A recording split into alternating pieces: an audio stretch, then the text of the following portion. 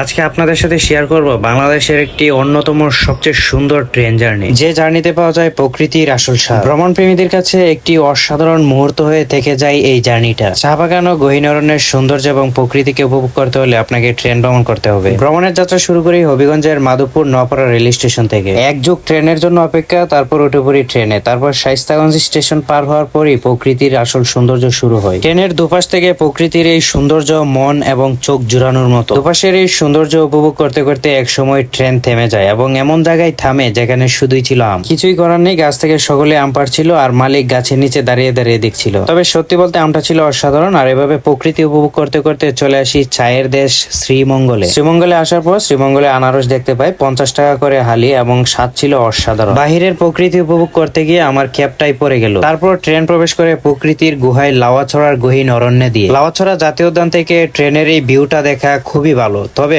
Train থেকেও লাওয়াছড়ার এই দৃশ্যটা দেখা অতুলনীয়। ট্রেন থেকে রাস্তার দুপাশের হাট বাজার প্রকৃতি যা ছিল অসাধারণ, দেখার মতো ভিউ, চোখের প্রশান্তি এক কথায় বলতে গেলে। একটা জায়গায় এসে ট্রেন থেমে যায় এবং আরেকটা ট্রেনকে ক্রস করার সুযোগ দেয়, আর এই সুযোগে একটা চায়ের ব্রেক নেই। এরপর পরে দেখতে পাই বাংলাদেশের মধ্যে অন্যতম একটি সুন্দর রোড, যেখানে সড়কপথ ও রেল লাইন মিলে প্রকৃতির সাথে মিলিত একটি সুন্দর দৃশ্য ধারণ করেছে। সত্যি কথা বলতে সিলেট ভ্রমণের এই দৃশ্যটাই আমার কাছে সবচেয়ে ভালো লাগে, যার কারণে আমি বারবার ট্রেন ভ্রমণ করি। যদিও ট্রেনে ট্রাভেল করা অনেক সময় লাগে, বাট এত সুন্দর প্রকৃতির দৃশ্য দেখতে হলে তো অবশ্যই আপনাকে স্যাক্রিফাইস করতে হবে। ট্রেনে ভ্রমণ করার সময় বিভিন্ন দৃশ্য দেখা যায়, আর এখান থেকে তো পুরো শহরটাই নিজের পায়ের নিচে মনে হয়েছিল। এরকম ভিউ দেখতে হলে তো আপনাকে অবশ্যই সিলেটের ট্রেন ভ্রমণ করতে হবে। সিলেটের ট্রেন ভ্রমণ করতে আপনার কেমন লাগে জানাবেন।